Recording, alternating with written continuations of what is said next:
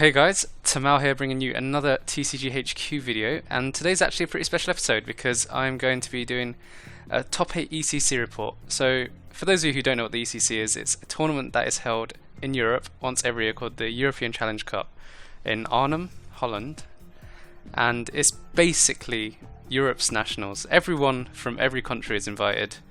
It's a huge regional event. It counts towards a regional best finish limit, but it's national points on the line. So it's a very, very important tournament for those who want to pick up points for a top 22 invite in Europe. So I decided to play Manetric bats for this tournament. It's not actually a deck I've really played at all this season. I played it at one regional. Didn't really cut with it, didn't really make any waves with it, so I decided to drop it and play other decks like Vesperquen, like you saw me play a lot this season. And I think it was time to revisit this deck because I did think it was incredibly strong in this format. This is standard format XY to break through, so just before breakpoint was legal basically. So you can see the list on the screen here. I'm going to go through the list, I'm going to go through the matchups I've faced on the day, and I will also be playing a battle at the end as well, just so you can have a quick feel of what the deck is about. But I'll go into my list right now. So we start off with 3 Shaman. It's pretty standard in any standard build right now of any deck. Draw a card. Manetric's our main attacker. We are mainly using this Pokemon for Assault Laser, so 60 plus 60 for a tool attached. Great damage output, 140 damage with a Muscle Band, and we supplement that damage with bats. So these bats can do the extra 20 or 30 damage you need to knock out Pokemon. And the added bonus you get is a lot of things that Manetric are weak to are fighting Pokemon, and a lot of fighting Pokemon happen to be weak to Psychic, and so a lot of the matchups that you may struggle against, we counter that by playing a very thick bat line. So we're playing a full-on 4-4-3 bat line. A lot of people would go 4-3-3 or maybe even 3-3-3, 3-3-2. We're going to play on the full 4-4-3 list because this is really important to get out, and it's just more consistent in getting it out as well. So that is the Pokemon for the deck. It's a very simple Pokemon line, no techs like Jirachi or Miltank. I decided to just go full on Manetric and bats for this tournament. And this next card is the tech that made me want to play this deck. So Crushing Hammer. It's not standard in Manetric bats whatsoever, but I was, as much as I wanted to play man bats for this tournament, I was struggling with the fact that I could not win going second. No matter what I did, no matter what techs we included, we couldn't find a way to win going second. Until we kind of stumbled upon Crushing Hammer. I floated around the idea with a friend of a testing partner of mine, Ben Pollock, and we kind of dismissed it straight away.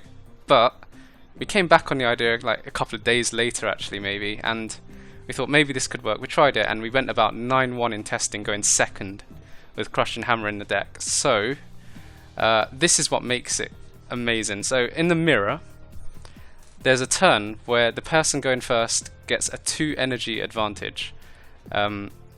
Player 1 attaches energy, gets a couple of bats down.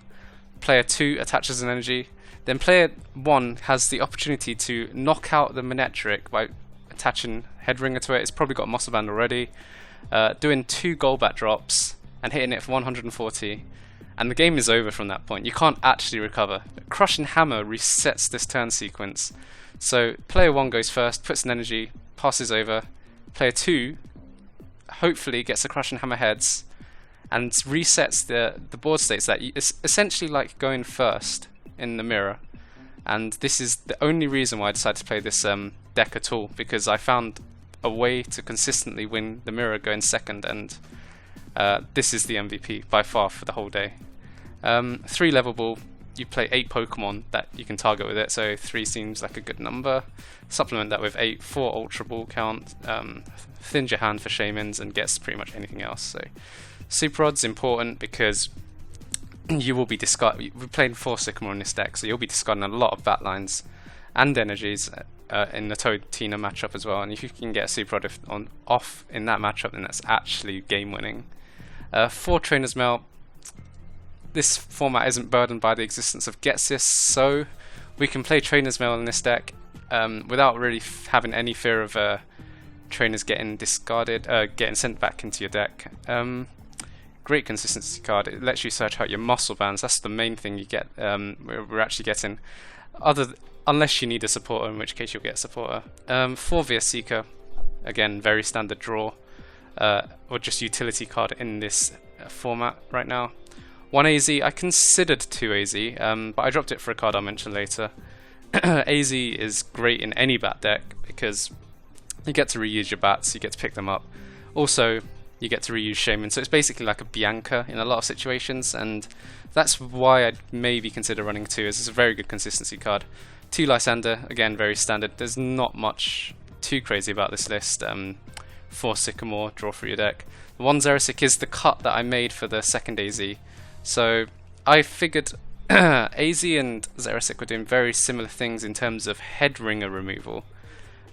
Except Xerasic was strictly better because if I had an energy on a Manetric and I was to AZ it to get rid of the headringer, then I was losing the energy, which is not ideal, but Xerasic gets rid of that. And it's also a great card for a Totina matchup. It gets rid of energies, all energies in their deck pretty much, and it's just a general useful card. It's very late inclusion that Luke kind of pushed in my face, and I was very happy I included it. So 1 D-Value is a bit of a weird card in this deck, but it's just lets you attack for free with the bats, and it means that you can attach an energy to Manetrics when you wouldn't be able to normally, when you maybe have to bide a turn, build up something on the bench. Dimensional Value gives you that 1 extra turn to just attack with a bat and hopefully get 2 energy on the Manetric, because you want to use Assault Laser if possible, not really Overrun in a lot of matchups. The other stadium, I play 1 of Parallel City. I would actually play 2 Parallel City because I think this card is insane, absolutely insane, but I don't want to be totally countered by my opponent playing 1 Parallel City and getting it out before me, which is why I play a 1-1 split, so I can actually get rid of an opponent's Parallel City and then put my Parallel City down later on. So it's also great against Toad, reduces their damage by 20, so they're hitting for 30 or 10 even. And also really, really important against Entei, because it means they can't one-hit KO you unless they play Giovanni or they're in Counter Stadium. And limiting your opponent's bench in the mirror matchup is insanely good as well, so that's why we play Parallel City. 4 Muscle Band, it's a high count of Muscle Band, but you need to get it early in this format against Headringers, and to be honest, this card is never dead. You attach it to bats, it's still active, it's still alive, it's doing something. You attach it to Shaman, it's still doing something. So it's never a dead card really, unless your hand is terrible, in which case you can't really do much about that. 2 Headringer. Assault Laser is your main damage output, and if they just sit there with an EX, doing nothing, not attaching at all, then your damage output is terrible, and you need to threaten damage with this deck. So you need this basically as like 3 muscle bands in one. I think 2 is a minimum I'd play.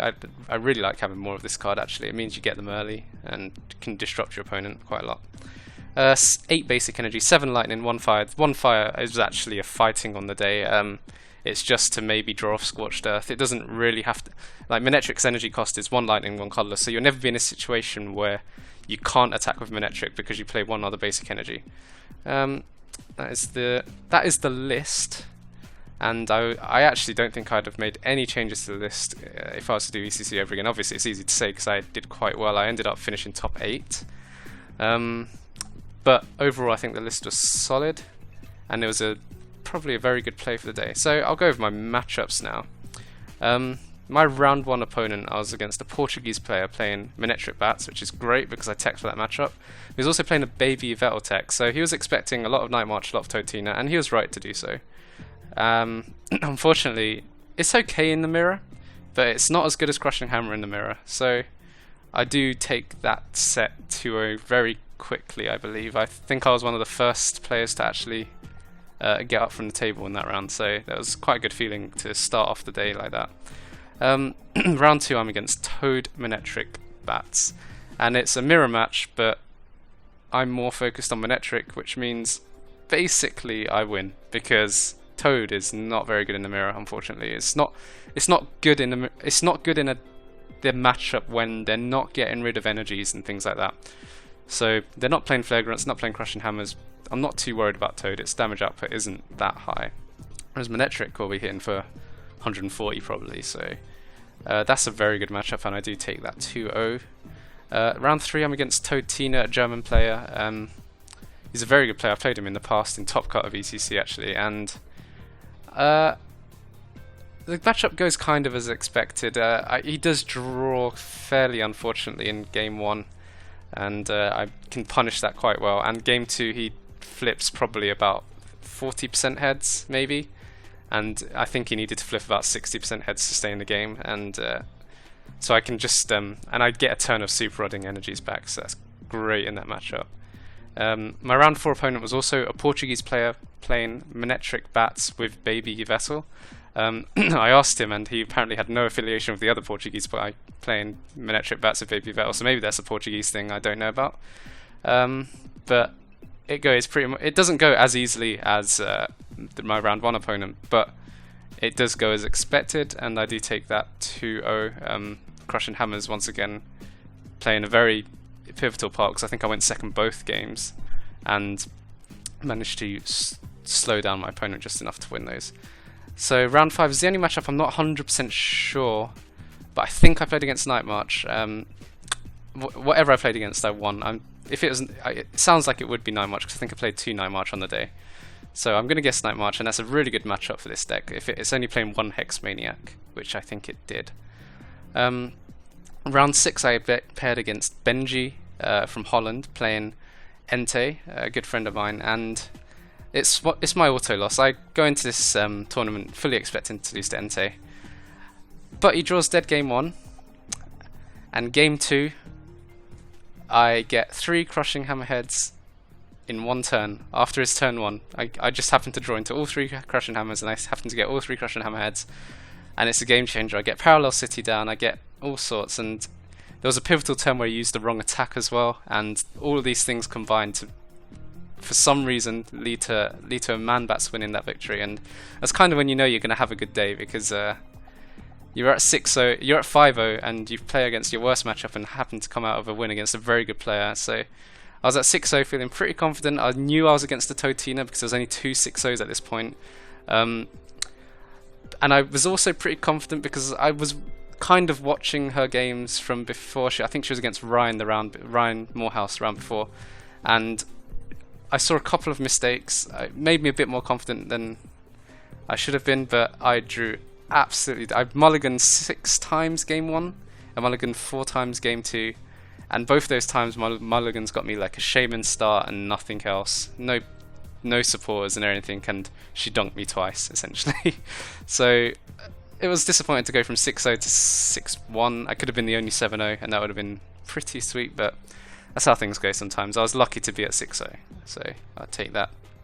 Round 8, I get paired against a French player playing Man-Bats. Again, a very, very good matchup for me. I've teched heavily for the mirror.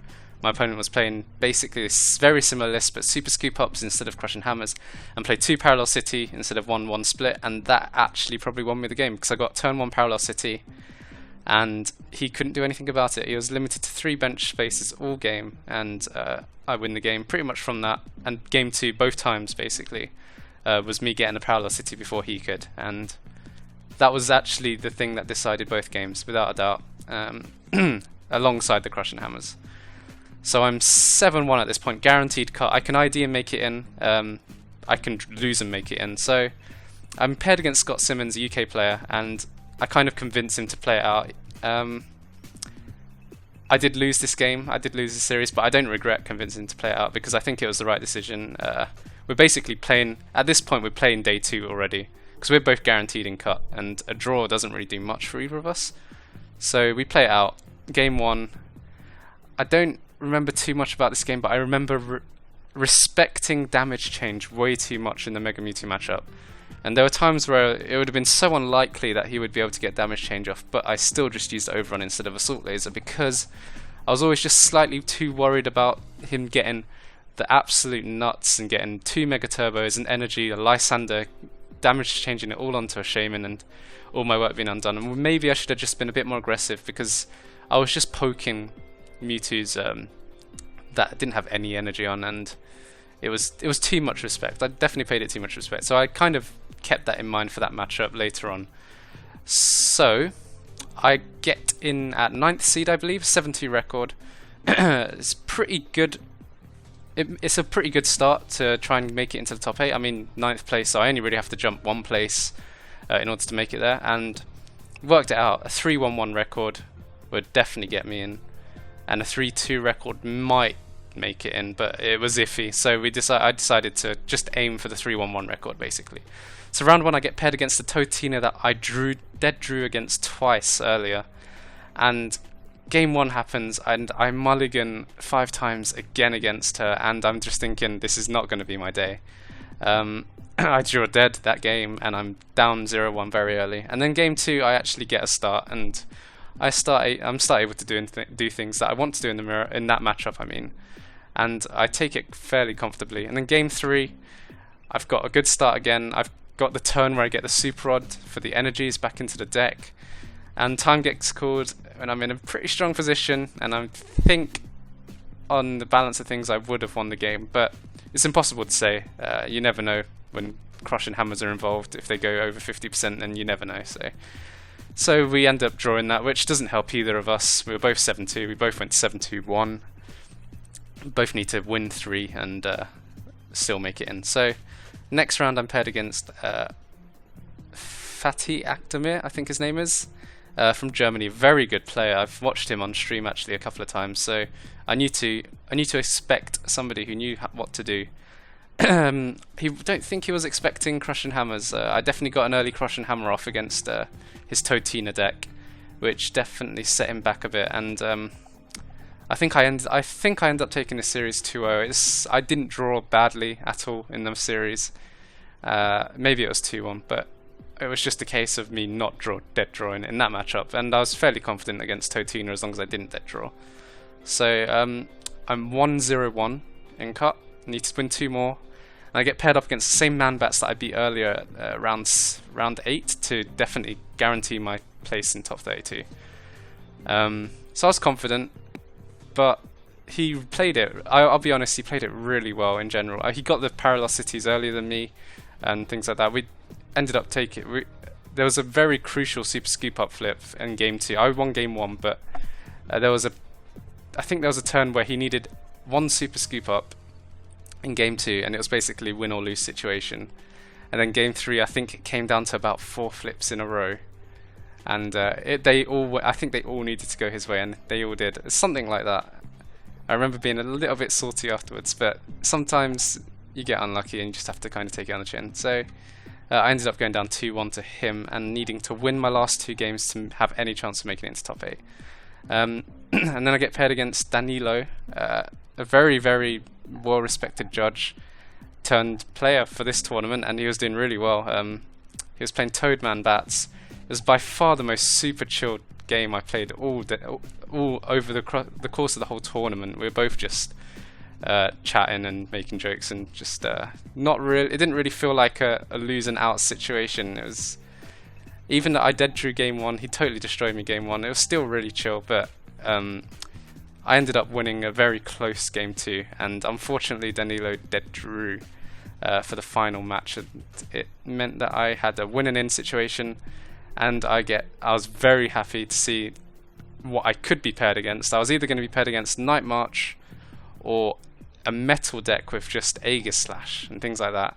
And Manetric is resistant to metal on top of Aegis Slash not really doing much anyway, so I was confident either way. I get paired up against Night March. I know it's only playing 1 Hex Maniac, and game 1 goes as expected. Game 2 is a bit closer, actually.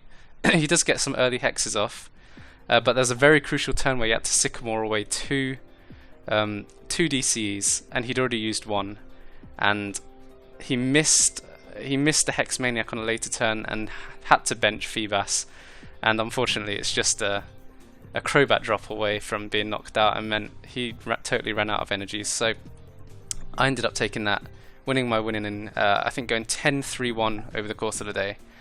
And I end up as 5th seed, and there were 5 decks that I wanted to play in top cut. So there was 2 Manetric bats that I would have been happy to play against, 2 Seismitoad Giratinas that were probably 50-50 matchups, so I'm happy to play against 50-50 anytime. There was 1 Night March, and there was a Mewtwo deck that I definitely didn't want to play against because I'd lost it earlier, and a Tank Toad deck, which more so the fact that I didn't want to play it because I didn't know the matchup. I didn't know what was in his deck than anything else. So obviously I get paired off against Scott Simmons, the only other UK player in cut, playing Mega Mewtwo. I think I played better these games, but I'm still not too happy with how I played. I think there was some very crucial turns. A lot of it was a bit fuzzy still to me, but I think game one, I know game one I had no chance. I started 3 VS Secret Room open in hand, and my first 3 Pokemon, I started Shaman, and the first 2 Pokemon I dropped were Shaman and Shaman, because I literally just had to keep on using Ultra Ball and try and draw some cards, and I didn't, and I ended up losing that very easily. Game 2, I did get a very good start actually. I think I got pretty much everything I needed in my earlier turns. I missed a few very crucial Crushing Hammerheads, I think, and there was a particular turn where I had the option to either hit a Mega Mewtwo for 100 with Crobat, but that meant retreating my Manetric, meaning it wouldn't have any energy, or I just take the risk and hit it with Manetric and hope he doesn't have like double Mega Turbo, Dimension Valley kind of thing. Lysander. He has the Lysander in hand, and I think he sets up or something after the Lysander and does draw into everything he needs, and that is the swinging point of the game. I think had he not got that, I would have won that game. We would have gone to game 3, and that would have been a very interesting game to play. I would have known the matchup a bit more at this, but I was still learning the matchup every time I played it.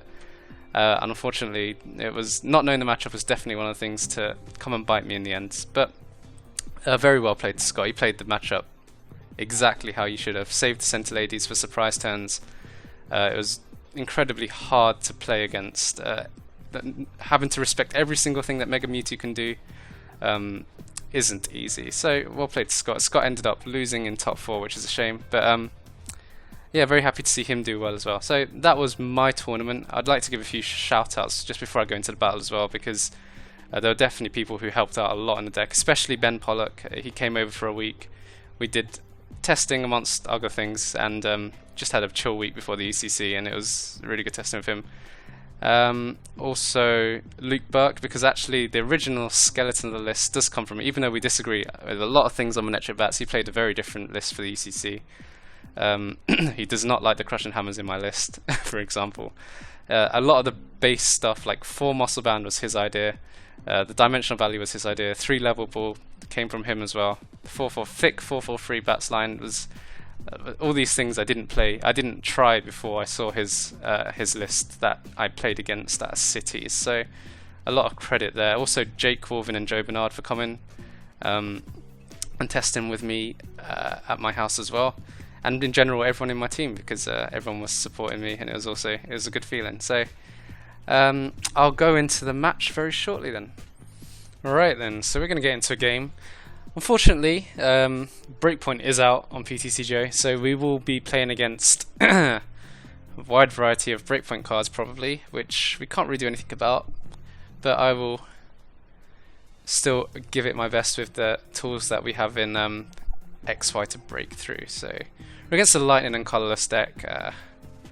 Doesn't tell us a huge amount.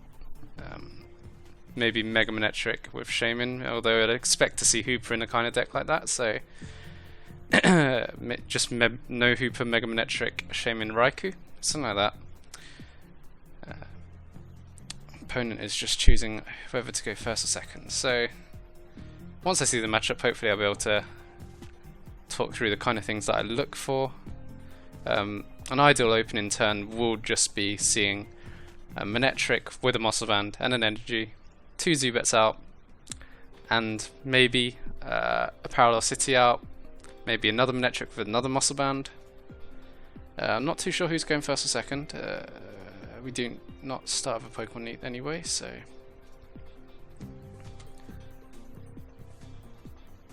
it's looking like one of those games where the opponent does take quite a while on every single action.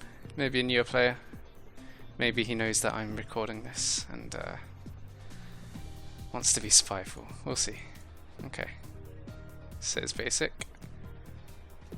Ideally, we want to not start with Shaman. One of the massive drawbacks with my deck is starting Shaman. We'll start with Zubat. It's more resistant to Headringer. We'll not bench Manetric. So yeah, starting Shaman is horrible because we don't play Super Scoop Up basically. It's one of the big downsides to our deck. Literally only way of getting it out is AZ or retreating manually, so I did start Shaman an awful lot at the ECC. Honestly, the only reason I could come back was Crushing Hammer. It gave me turns that I wouldn't have had normally. So we're seeing Mega Manetric with Elixirs. This could be very hard. Mega Manetric's quite hard to take down. Fortunately, we think he's only going to be setting up for 2 cards here. Oh no, okay. He'll get 3. I don't mind 3 cards, it's not an awful lot. Well, he manages to get 2 Spirit Links onto 2 Manetrics without Hoofer or anything, so he's having a good time. We'll see what's in his mail. And we're hoping for a Tails on that. He decides not to play it, so we can only assume he's got at least 1 Mega Manetric in his hand. Alright, so this Zubat's going down. There's almost nothing we can do about that. So we're going to try and get some other Zubats on the go. We should probably have Trainer's Mail first. There's no downside to Trainer's Mail first. Oh, we see a level ball. We will take a level ball then. Do start off with 2 Sycamores and a VS Seeker, which is unfortunate. Mouse is going crazy. There we go. With 3 Zubats in there still, and 3 Golbats, which is nice. Which means we're not prizing any Golbat puzzle pieces. Okay, for the Sycamore. We need an energy, and another Zubat hopefully. We get Trainer's Mail, which we can use. And that's an Ultra Ball, which is great, because that is both the things that we needed. So we will attach. We will Ultra Ball. I think we're going to have to sack this second Golbat. Or actually, we could set the energy. Yeah, we'll set the energy instead. I think the Golbat will be more useful. I'm sure I'll draw into another energy. So we'll get another Zubat out. Do that. We'll set up. We're looking for another energy in the Golbat basically from this for next turn. Crushing Hammer is very, very good. We will use that. Unfortunately, it's Tails. There's not much you can do about that. I do not think my opponent will play any Trainer Lock next turn. It's very entirely possible. We'll safeguard and get a Sycamore with it then. Actually, we know that he's not because we didn't see a little water symbol at the start of the game, but in a tournament you can never be too sure. So I'm expecting him to Mega Evolve this turn. At least one of the Manetrics, if not both. He did hold on to his Birch, so he decided not to play anything from his hand. So he's clearly got things that he likes for the next turn. There is another Manetric and another Spirit Link. That's pretty insane. We're gonna have a hard game, boys. Tails is helpful for us, but he'll probably draw an Ultra Ball and start setting up with more Shamans. We'll see. He doesn't. Okay.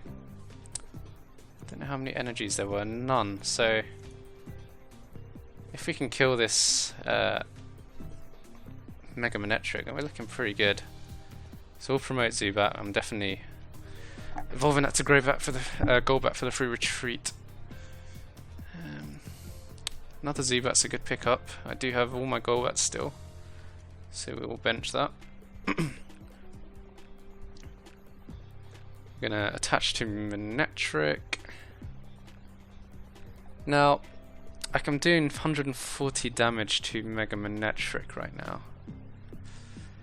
So if he heals with Rough Seas, it's not really. I think the play is to actually knock out the Shaming this turn. 140, 100. Just need to do some quick math. There's no way I can knock him out this turn. But next turn I have a chance to do so. So I think I will go for that. I'm gonna...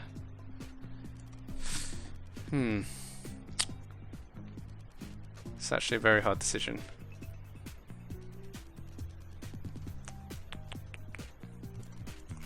And the game's pressuring me to make it. You know what? We'll do this. We won't take the Shaman knockout quite yet. We can put the pressure on this Mega Manetric. This is only Mega Manetric. Parallel City's cool. It means he won't be able to Rough Seas. On top of that, he won't be able to bench any more Pokemon. Just looking at my hand, I could evolve and do a bit more damage. I don't think I need to though. Yeah, we're just gonna retreat into Manetric, play down the Parallel City to stop the healing. Just need to read which way I want this. I think that's the right way. No. You can tell I don't play PTCGO very often. And I don't need to bench Manetric in case of Headringer, so we will just hit it for 140. We'll save the Golbat because we don't really need that damage anywhere, apart from maybe the bench Shaman. Putting it on 70 is pretty decent. Might even be able to overrun next turn for the knockout, so see what he has. I'm hoping to basically draw into Crushing Hammers and stave off a Mega Manetric attack next turn. He doesn't have any energy with which to Turbo Bolt onto his bench with at the moment. He's very limited. He can't draw with Shaman, so I'm hoping he got birched into a pretty dead hand, maybe supportless hand, with just an Ultra Ball. Even an Ultra Ball wouldn't be too bad for him. It would let him get a Mega Manetric, and as long as he has an energy, then he's doing something. Does have the Rough Seas. That's not too much of an issue. I can still knock him out fairly easily with Assault Laser. And he's not knocking me out. He could maybe Lysander this turn, but that doesn't put any pressure on my Manetric. So Lugia. I do not know if I would have benched it in this matchup. It gives me, if he does get 3 Mega Manetrics out, it gives me 3 Pokemon I can target. He has the double colorless, so he might actually attack with Lugia this turn. Max Elixir, is he gonna hit? Looks like he's making a decision. Yeah, just hit. It's pretty good. He's actually got a lot of energy in his discard now as well, so he's having a pretty happy turn.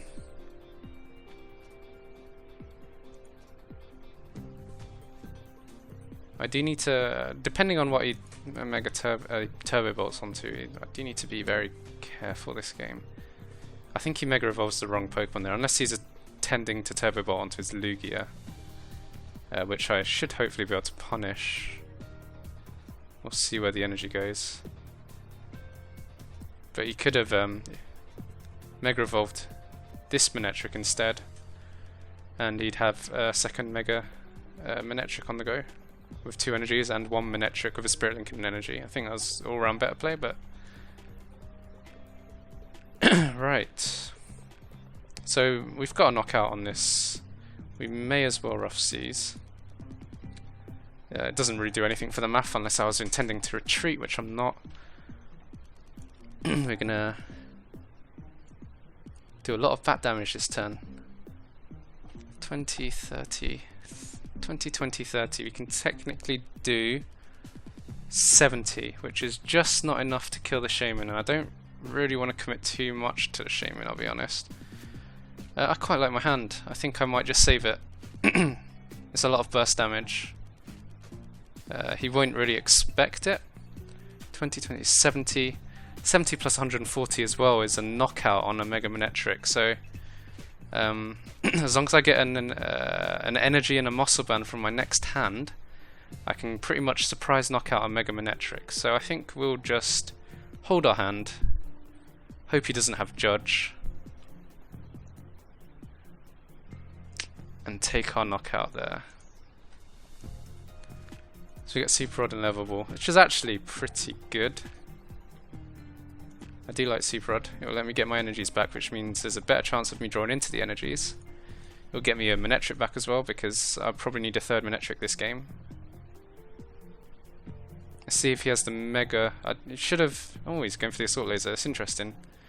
Interesting as in good for me. 170 HP Pokemon is a lot simpler to take down. Oh, Golbat went for a Wander there. Alright then.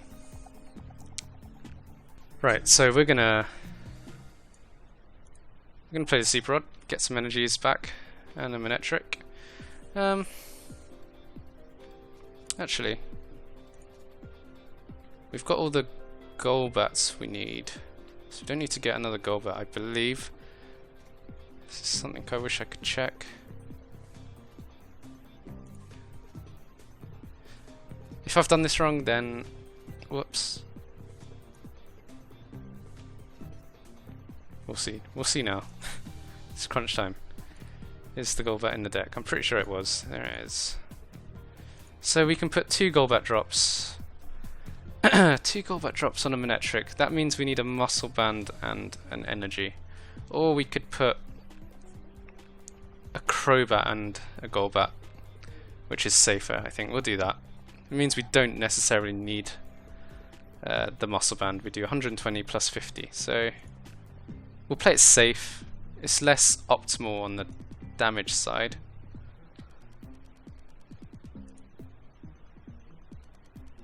And the 20...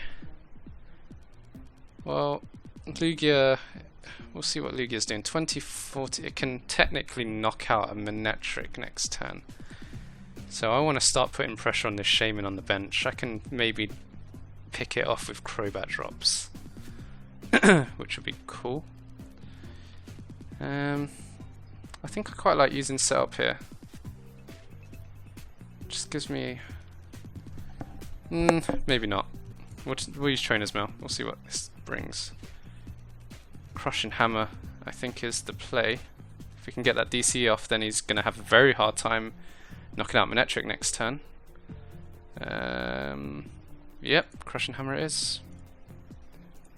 I mean, I'm 0 for 1 so far, so a 50-50 of Crushing Hammer, 50-50 result with Crushing Hammer is very good in this deck if you can get it. Unfortunately, we're not going to get it this game, but we'll Level Ball. It doesn't yield anything, just in case. And we'll go for a Sycamore and really hope for that energy. If we whiff the energy, it's pretty much game over, but if we don't, it's great. There's the energy. That's cool. Okay.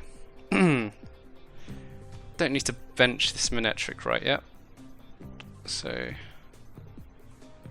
Gonna retreat, and we'll Assault Laser for the knockout, and take 2 more prizes. Fierce Seeker is great. Unfortunately, Lugia can knock us out. Again, he could have promoted the Free Retreater, but I assume he has a DC to knock this thing out, which is fine.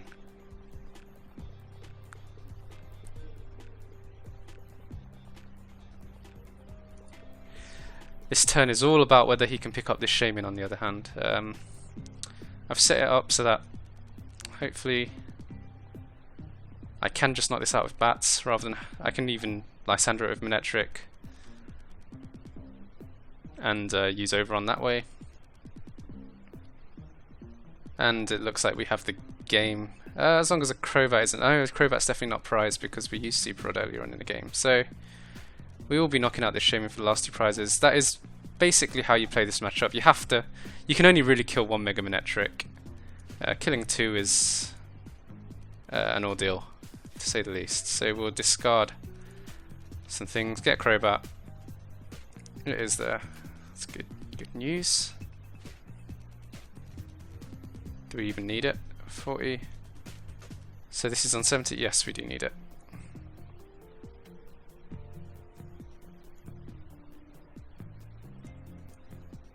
Alright, and we'll use Lysander, bring up the Shaman.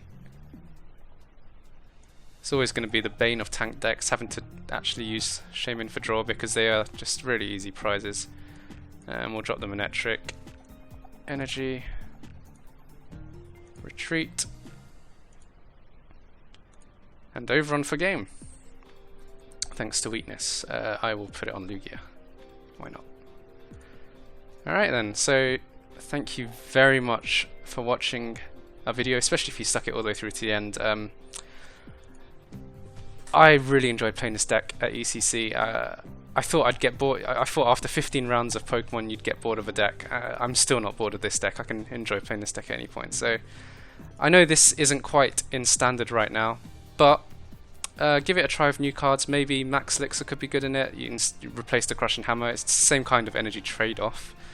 And have fun with it. So thanks a lot for watching, and I'll see you guys next time.